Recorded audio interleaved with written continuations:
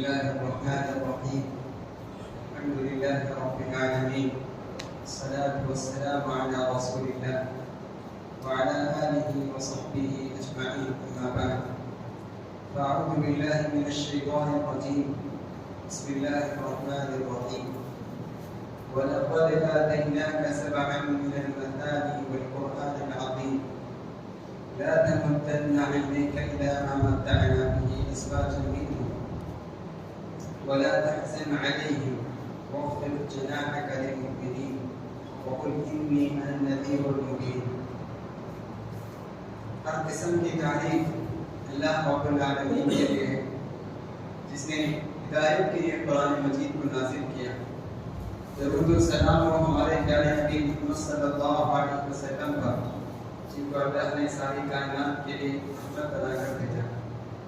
محترم بزرگوں، نوجوان ساتھیوں، پیارے بچوں، اسلامی ماں اور بہنوں، میں آج کا درس شروع کرنے سے پہلے ایک دو بات کی طرف میں اشارہ کرنا چاہتا ہوں، اگرچہ کہ اس سے پہلے میں بتا چکا ہوں۔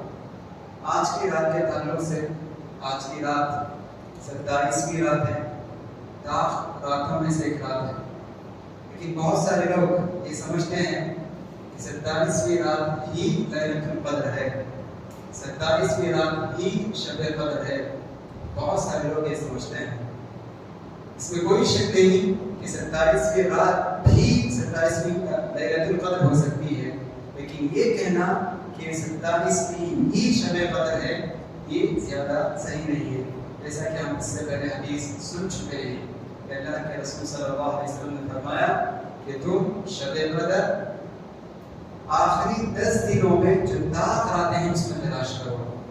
تو اس طرح ہم ساری احادیث کو جمع کرتے ہیں تو اسی نتیجے پر ہم پہنچ سکتے ہیں کہ شب قدر آخری عشرہ یعنی رمضان کے آخری 10 دنوں میں سے 10 دن کی جو 10 راتیں ہیں ان میں سے کوئی ایک رات ہے، لیکن اپنے طور پر ہم طے کر لینا 27ویں ہمیشہ شب قدر ہے، یہ زیادہ صحیح نہیں۔ امام ابن حجر رحمۃ اللہ علیہ بہت بڑے عالم گزرے ہیں، جیسے کہ میں اس سے پہلے بھی بتا چکا ہوں کہ صحیح بخاری کی شرح لکھنے والے، ان کی جو کتاب ہے فتح الباری، کہتے ہیں کہ اسلامک انسائکلوپیڈیا، یعنی بہت ساری چیزیں اس میں انہوں نے لکھی ہیں۔ تو وہ پوری تحقیق ریسرچ کرنے کے بعد کہتے ہیں کہ شب قدر منتقل ہونے والی ہے، انہا تنتقل، ہمیشہ وہ منتقل ہوگی، کبھی 27ویں کی تو کبھی 29 بھی ہو سکتی ہے، کبھی 23 بھی ہو سکتی ہے، کبھی 29 بھی ہو سکتی ہے۔ تو اس لیے صرف شب قدر کو ہم 27ویں رات سمجھنا اور باقی راتوں کو نظر انداز کرنا یہ صحیح نہیں۔ اور اسی طرح آج کی رات میں ہم دیکھتے ہیں کہ لوگ کچھ بیکار کاموں میں مصروف ہوتے ہیں، مٹھائی بانٹنا، تقسیم کرنا اور ادھر ادھر گھومنا، خوشیاں منانا۔ یہ سب راتیں خوشی منانے کے لیے نہیں، یہ سب راتیں خوشی منانے کے لیے نہیں۔ شب قدر کا مطلب یہ ہے کہ ہم اس رات میں عبادت کریں، جیسا کہ میں اس سے پہلے بھی بتا چکا ہوں کہ نبی کریم صلی اللہ علیہ وسلم ان 10 راتوں میں اپنی بیویوں سے الگ رہتے اور عبادت میں مصروف رہتے، قرآن کی تلاوت، ذکر و اذکار، دعا اور لمبی لمبی نماز پڑھا کرتے تھے ان راتوں میں۔ تو سنت یہی ہے کہ ہم ان راتوں میں جاگ کر عبادت میں مصروف رہیں، بیکار کاموں میں مٹھائی تقسیم کرنا، خوشیاں منانا، یہ سب چیزوں سے اسلام سے اس کا کوئی تعلق نہیں۔ اور جو شخص چاہے وہ مرد ہو عورت ان جیسے بیکار کاموں میں ایسی مبارک رات کو اگر ضائع کرے تو قیامت کے دن افسوس کرنا پڑے گا، بہت افسوس کریں گے کہ ہم اتنی مبارک رات اللہ نے ہم کو نصیب کیا، لیکن ہم نے اس کو بیکار کاموں میں ہم نے اس کو صرف کر دیا، ہم وہاں افسوس کریں گے۔ اللہ کہتا ہے کہ وہاں افسوس کرنے سے کوئی فائدہ نہیں۔ تو اس لیے ہم ہوشیار آدمی، چالاک آدمی وہی ہے جو پہلے ہی سمجھ جاتا ہے، سمجھ کر عمل کرنے کی کوشش کرتا ہے۔ تو بہرحال یہ جو مختصر بات تھی آج کے تعلق سے، میں نے آج الحمدللہ سورہ حجر کی سورت شروع ہوئی اور ختم بھی ہوئی، اور پھر اس کے بعد سورہ نحل کا کچھ حصہ پڑھا گیا ہے، لیکن میں آج آپ لوگوں کے سامنے کچھ دیر گفتگو کرنے کے لیے جس آیت کا میں نے انتخاب کیا ہے وہ ہے سورہ حجر کی ایک آیت۔ سورہ حجر کی ایک آیت ہے جس کے بارے میں انشاءاللہ میں آپ لوگوں سے کچھ دیر بات کرنا چاہتا ہوں. اسی طرح سورہ نحل ہے، اس کا ایک دوسرا نام سورۃ النعم بھی ہے، نعمتوں کی سورت. اس سورت میں اللہ تعالیٰ بہت سارے نعمتوں کو اللہ تعالیٰ ذکر کرتا ہے. دیکھو تمہارے لیے میں کیا کیا پیدا کیا ہوں، تمہارے لیے زمین پیدا کیا، آسمان پیدا کیا، آنے جانے کے لیے تمہارے لیے گھوڑے، گدھے، اونٹ، یہ سب میں پیدا کیا ہوں. اور اسی صورت میں اللہ تعالیٰ یہ بھی ذکر کرتا ہے ستارے میں نے پیدا کیا، اس سے بھی تم فائدہ اٹھاتے ہو.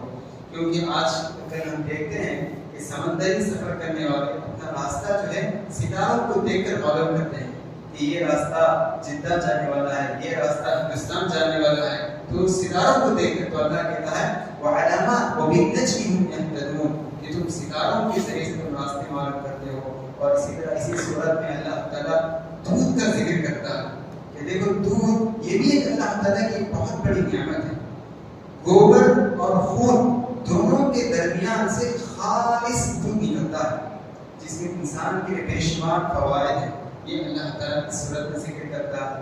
شہد کا ذکر کرتا ہے، شہد کی مکھی کو اللہ تعالیٰ حکم دیا وَأَوْحَىٰ رَبُّكَ إِلَى النَّحْلِ، کہ شہد کی مکھی کو اللہ تعالیٰ حکم دیا کہ تو جہاں چاہتی ہے گھر بنا. اور پھر اللہ کہتا ہے اس کے پیٹ سے جو نکلتا ہے وہ شہد ہے. تو اس میں کئی بیماریوں کے لیے اللہ تعالیٰ کہتا ہے کہ اس میں شفا ہے. آج الحمدللہ یونانی طب قسم کے لیے یونانی حکیم صاحب کی جو دوا ہے اس کی ساری دنیا کسی شہد پر ہے. اور آج ہم دیکھتے ہیں کئی بیماریوں کا علاج کسی شہد سے بھی ہوتا ہے. بہرحال یہ نعمتوں کا ذکر اللہ تعالیٰ کرنے کے بعد کہتا ہے آپ ہی فیصلہ کرو، انصاف کے ساتھ آپ ہی فیصلہ کرو. اتنی ساری نعمتوں سے جس نے تم کو نوازا ہے، کیا وہ تمہاری عبادت کا حقدار ہے، یا یہ جو نہ بول سکتے ہیں نہ آپ کو کچھ فائدہ پہنچا سکتے ہیں، یا یہ لوگ آپ کی عبادت کے مستحق ہیں؟ آپ ہی فیصلہ کرو انصاف کے ساتھ. تو اللہ تعالیٰ ہم پر چھوڑتا ہے. یقیناً ہم یہی کہیں گے کہ جس نے ہم کو نعمت سے نوازا ہے وہی ہماری ساری عبادتوں کا حقدار ہے، وہی ہماری عبادتوں کا مستحق ہے. یہ سورہ نحل کا ایک مختصر خلاصہ ہے. میں جو آیت آپ لوگوں کے سامنے پڑھی ہے، اس آیت میں اللہ فرماتا ہے وَلَقَدْ آتَيْنَاكَ سَبْعًا مِنَ الْمَثَانِي وَالْقُرْآنِ الْعَظِيمِ. اے نبی ہم نے آپ کو 7 دہرائی جانے والی، بار بار دہرائی جانے والی 7 آیت اور عظیم قرآن ہم نے آپ کو عطا کیا. وَلَقَدْ آتَيْنَاكَ سَبْعًا مِنَ الْمَثَانِي وَالْقُرْآنِ الْعَظِيمِ لَا تَمُدَّنَّ عَيْنَيْكَ إِلَىٰ مَا مَتَّعْنَا بِهِ أَزْوَاجًا مِنْهُمْ. اے نبی تم مشرکوں کی دولت کی طرف رش کی نگاہ سے مت دیکھو، للچائی ہوئی نظر سے نہ دیکھو کہ ان کے پاس دولت ہے، ہاں ہمارے پاس وہ دولت نہیں. تو مشرکوں کی دولت کی طرف رش کی نظر سے مت دیکھو. لا تمدن عینک الی ما متعنا به ازواجا ولا تحزن علیہم، اور تم ان پر کوئی غم بھی نہ کرو. واخفض جناحک للمؤمنین، اپنے پروں کو مومنوں کے لیے بچھا دیجیے، یعنی مومنوں کے لیے نرم ہو جائیے. دیکھیے اس آیت کا بیک گراؤنڈ، پس منظر جسے ہم کہتے ہیں، اس آیت کا سبب پس منظر بیک گراؤنڈ کا ہے. جب ہم معلوم کرتے ہیں تو معلوم ہوتا ہے کہ یہ آیت مکے میں نازل ہوئی. یہ آیت مکے میں نازل ہوئی، اور جب یہ آیت نازل ہوئی اس وقت مسلمانوں کی حالت اچھی نہیں تھی، یعنی معاشی حالت، مالی حالت بہت خراب تھی. مسلمان کنگال تھے، محتاج تھے، مفلس تھے، فقیر تھے. اور اس کے مقابلے میں جو قریش، جو مشرکین تھے، وہ بہت مالدار ہوتے جا رہے تھے. ان کی تجارت بہت عروج پر تھی، بہت آگے بڑھ رہی تھی، اور دولت بھی ان کے پاس خوب جمع ہو رہی تھی. تو ایسے وقت میں اللہ تعالیٰ آیت نازل کرتا ہے کہ اے مسلمان، اے مومنوں، تم دین کی دعوت اور تبلیغ میں مصروف رہنے کی وجہ سے تمہاری تجارت میں کمی ہو گئی، لیکن اس کے مقابلے میں یہ مشرکین تجارت کرتے کرتے اپنے دولت جمع کر رہے ہیں. تم یاد رکھو مشرکوں کے پاس جو کچھ دولت کا خزانہ ہے، سونا چاندی پیسہ، جو کچھ ان کے پاس جمع ہو رہا ہے، اس سے کئی گنا بہتر تمہارے پاس 2 چیزیں ہیں، وہ ان سب سے زیادہ بہتر ہے. وہ 2 چیزیں کیا ہیں؟ ایک ہے 7 دہرائی جانے والی آیت، یعنی اس سے مراد سورہ فاتحہ. تو اللہ کہتا ہے کہ سورہ فاتحہ ایک بہت بہتر ہے تمہارے لیے، اور اسی طرح والقرآن العظیم، اور یہ عظیم قرآن جو ہے، یہ عظیم قرآن، یہ تمہارے پاس جو ہے یہ تمہارے لیے بہتر ہے۔ مشرکوں کے پاس جو دولت کا خزانہ ہے، جو سونا چاندی پیسہ ہے، ان سب سے بہتر یہ دو چیزیں ہیں، سورہ فاتحہ اور یہ سارا قرآن جو تمہارے پاس ہے، یہ ان سب سے بہتر ہے۔ سبحان اللہ، اس سے معلوم ہوتا ہے کہ قرآن مجید ایک عظیم کتاب ہے۔ قرآن مجید ایک عظیم کتاب ہے، دولت، پیسہ، عہدہ، ان ساری چیزوں سے بہتر ہے۔ یہی بات اللہ تعالیٰ قرآن مجید میں ایک اور جگہ فرماتا ہے، یا ایھا الناس قد جاءتکم موعظۃ من ربکم وشفاء لما فی الصدور هدى ورحمة للمؤمنین قل بفضل اللہ وبرحمتہ وبذلک فلیفرحوا هو خیر مما یجمعون۔ کہ اللہ کہتا ہے کہ اے لوگوں، تمہارے رب کی طرف سے ایک نصیحت آئی ہے، یعنی قرآن۔ یا ایھا الناس قد جاءتکم موعظۃ من ربکم وشفاء لما فی الصدور، اور یہ دلوں میں جو کچھ بیماریاں ہیں ان سب بیماریوں کے لیے شفا ہے۔ فَلْيَفْرَحُوا، کہ اللہ کہتا ہے کہ تم خوش ہو جاؤ، خَيْرٌ مِّمَّا يَجْمَعُونَ، اور یہ جو مشرکین، کفار جو پیسے دولت جو جمع کر رہے ہیں، اس سے کئی گنا یہ قرآن تمہارے لیے بہتر ہے۔ تو یہ قرآن بہت دولت ہے، بہت بڑی دولت ہے، سونا چاندی ساری چیزوں سے یہ بہتر ہے، بہت بڑا خزانہ ہے جس کو اللہ تعالیٰ نے ہم کو عطا کیا۔ زندگی کا راز، زندگی کی کامیابی کا راز اسی قرآن مجید میں اللہ تعالیٰ ذکر کیا ہے۔ تو یہ قرآن بہت ہی عظیم کتاب ہے۔ لیکن اس کی عظمت اور اس کی تاثیر کا اندازہ ہم اس سے پہلے بھی میں بتا چکا ہوں۔ یہ قرآن مجید اللہ تعالیٰ 23 سال میں نازل کیا، 23 سال میں نازل کیا، لیکن یہ کتاب ایک بہت بڑی انقلابی کتاب ہے۔ صحابہ اکرام کیا تھے؟ عرب کے بدو تھے، لکھنا پڑھنا کچھ نہیں جانتے تھے، اونٹ چراتے تھے، اونٹ چرانے والے تھے، لیکن یہ قرآن مجید اللہ نے نازل کیا۔ قرآن پڑھے، قرآن سیکھے اور اس پر عمل کیے، 50 سالوں میں آدھی دنیا پر حکمرانی کرنے لگے۔ یہ قرآن مجید کی تاثیر، قرآن مجید کی عظمت، تو یہ مومنوں کا سہارا ہے، مومنوں کا ہتھیار ہے، مومنوں کی دولت ہے۔ تو یہ اگر قرآن مجید اگر ہم اس کو لگا لیں اور اس پر ہم غور کریں تو ہم دنیا اور آخرت دونوں جہاں میں اس میں ہم لوگ کامیاب ہو سکتے ہیں۔ دیکھیے قرآن مجید ہوتے ہوئے کسی اور کتاب کی ہمارے لیے کوئی ضرورت نہیں، قرآن اور اس کو سمجھنے کے لیے حدیث، بس اس کے علاوہ کوئی کتاب ہم کو ضرورت بھی نہیں۔ ایک مرتبہ اللہ کے رسول صلی اللہ علیہ وسلم بیٹھے، عمر بن خطاب رضی اللہ عنہ، تورات وہ بھی اللہ کی کتاب ہے، جس طرح قرآن مجید اللہ نے نازل کیا، اسی طرح تورات بھی اللہ نے موسیٰ علیہ السلام پر نازل کیا۔ تورات کا ایک نسخہ اللہ عمر بن خطاب رضی اللہ عنہ کو مل گیا، اس تورات کی کاپی عمر بن خطاب کو مل گئی، تو عمر بن خطاب رضی اللہ عنہ اس کو لے کر اللہ کے رسول صلی اللہ علیہ وسلم کے سامنے پڑھنے لگے، تورات پڑھنے لگے، یہ تورات میں لکھا ہوا ہے ایسا ایسا۔ اللہ کے رسول صلی اللہ علیہ وسلم کا چہرے کا رنگ بدلتے جا رہا ہے غصے سے، وہ دیکھ نہیں رہے ہیں۔ تو صحابہ میں سے کسی نے کہا، اے عمر بس کیجئے، آپ اللہ کے رسول صلی اللہ علیہ وسلم کے چہرے کو دیکھیں۔ انہوں نے دیکھا کہ اللہ کے رسول کے چہرے کا رنگ بدل گیا غصے کی وجہ سے۔ تو پھر آپ نے کہا، اے عمر تم تورات پڑھ رہے ہو، اگر موسیٰ بھی اگر آ جائے اور اگر تم ان کی اتباع کرو تو تم بہک جاؤ گے، تمہیں میری ہی اتباع کرنا ہے، قرآن ہی پڑھنا ہے، کوئی اور کتاب تمہیں پڑھنے کی ضرورت نہیں۔ دیکھیں قرآن کی ہوتی کسی اور چیز کی ہمیں، تورات انجیل کوئی کتاب کی بھی ہمیں ضرورت نہیں۔ ہاں کوئی اگر شخص معلومات کے لیے، ریسرچ کے لیے، تحقیق کے لیے پڑھنا چاہتا ہے تو وہ الگ بات، لیکن ہدایت کے لیے ہم کو قرآن اور حدیث جو اس کی تفسیر ہے وہی ہمارے لیے کافی ہے۔ بہت عظیم کتاب، جو شخص قرآن کو پڑھے گا اس کی غیر معمولی تاثیر اپنے اندر پائے گا، اور یہ بہت ساری بیماریوں کے شفا بھی اللہ تعالیٰ قرآن مجید میں فرماتا ہے، وَنُنَزِّلُ مِنَ الْقُرْآنِ مَا هُوَ شِفَاءٌ وَرَحْمَةٌ لِلْمُؤْمِنِينَ۔ قرآن مجید جو ہم نے نازل کیا ہے یہ شفا ہے مومنوں کے لیے اور رحمت ہے مومنوں کے لیے۔ ہر قسم کی جو بھی ہم بیمار ہیں تو ہم قرآن پڑھ سکتے ہیں، پڑھ کر اپنے آپ پر پھونک سکتے ہیں۔ اس سے پہلے میں بتا چکا ہوں کہ اللہ کے رسول صلی اللہ علیہ وسلم قل اعوذ برب الفلق، قل هو اللہ احد، قل اعوذ برب الفلق، قل اعوذ برب الناس پڑھ کر آپ دم کر لیتے ہیں۔ عائشہ رضی اللہ عنہ کہتی ہیں جب اللہ کے رسول صلی اللہ علیہ وسلم کا آخری وقت تھا، یعنی جب مرض الموت میں تھے، آخری وقت تھا، دنیا سے رخصت ہونے کا آخری وقت تھا، تو میں پڑھتی تھی، پڑھ کر آپ کے ہاتھ پر ڈھونڈ کر آپ کے جسم پر میں پھینکتی تھی۔ تو قرآن ایک بہت بڑا ایک شفا بھی، جس طرح ہم دوا کھاتے ہیں اسی طرح ہم قرآن پڑھ کر ہم ہو گئے تو انشاءاللہ اس سے بھی اللہ تعالیٰ کی شفا عطا کرے گا۔ امام ابن القیم بہت بڑے عالم ہیں، امام ابن تیمیہ رحمۃ اللہ علیہ ان کے ایک شاگرد، وہ کہتے ہیں کہ میں ایک مرتبہ مکے میں تھا اور جب کبھی میں بیمار ہوتا سورہ فاتحہ پڑھ کر میں اپنے آپ پر دم کرتا تھا، پھونک لیتا تھا اور اس سے میں شفا ہو جاتا تھا۔ نہ مجھے کسی حکیم کی ضرورت پڑی اور نہ کوئی مجھے ڈاکٹر کی مجھے ضرورت پڑی، اور یہی نہیں بلکہ جو بھی مجھ سے آ کر پوچھتے تھے تو میں بھی جو ہے ان کو یہی بتاتا تھا کہ تم سورہ فاتحہ پڑھو اور اس سے تم اپنے آپ پر پڑھ کر پڑھو، انشاءاللہ تم شفایاب ہو جاؤ گے۔ اور لوگ بھی آ کر بتاتے تھے کہ الحمدللہ ہم لوگ صحتیاب ہو گئے، شفایاب ہو گئے۔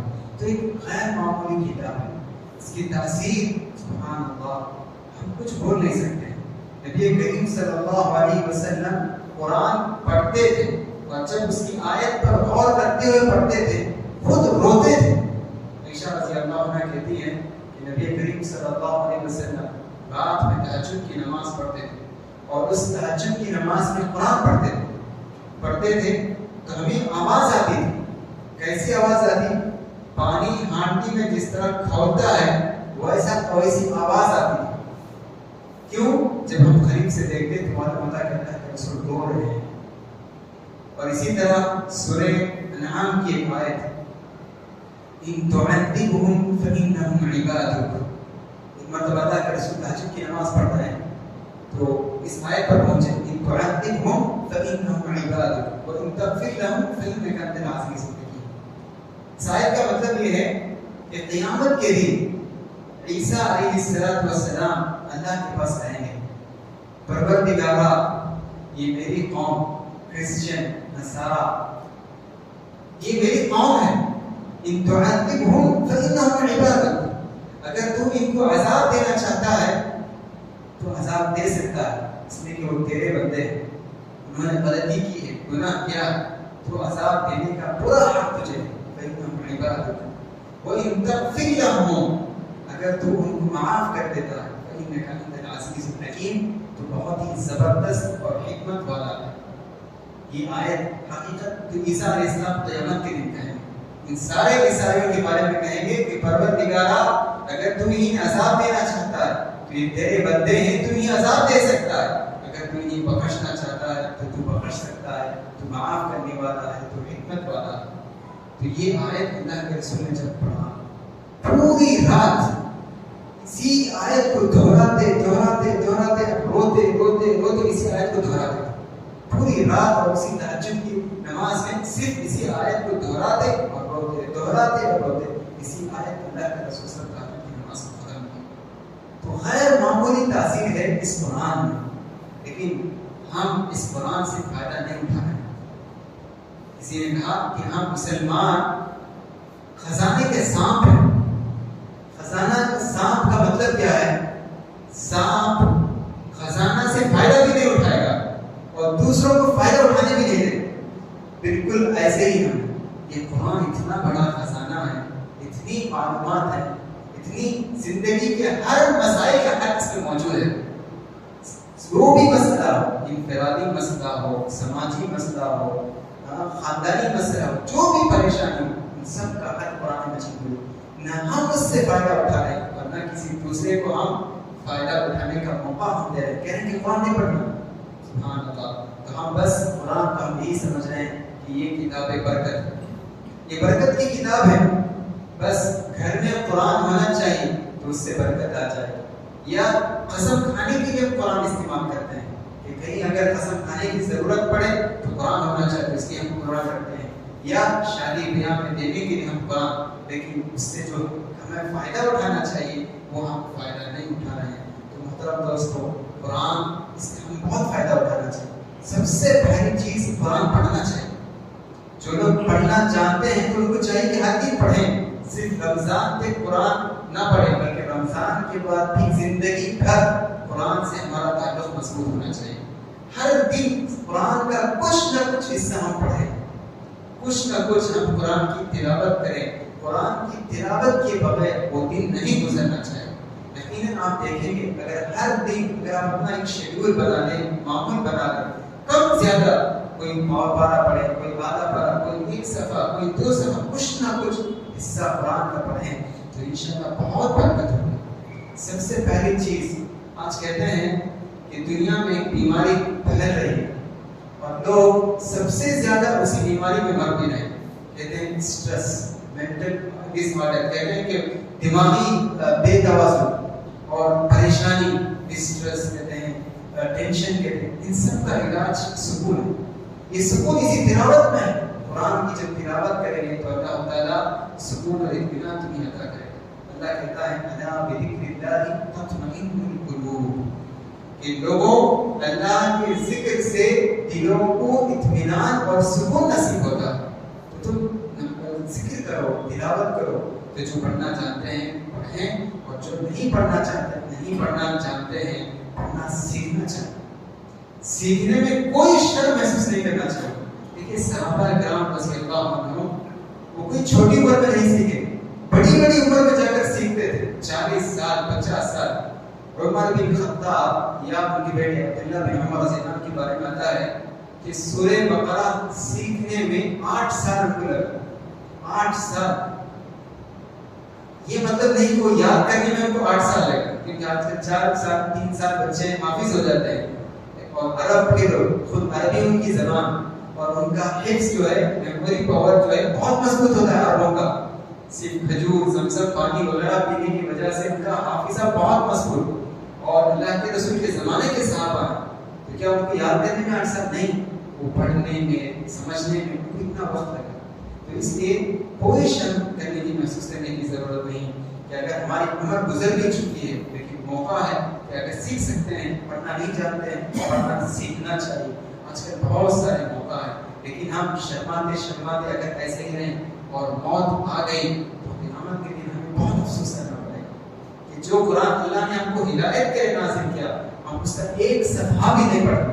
زندگی 60 سال 70 سال ہم گزار کر آئے اور اس کا ایک پیج اور اس کی ایک آیت بھی نہیں پڑھے ہیں. وہاں قیامت کے دن ہم افسوس کریں. اس لیے وہ موقع نہیں آنا چاہیے.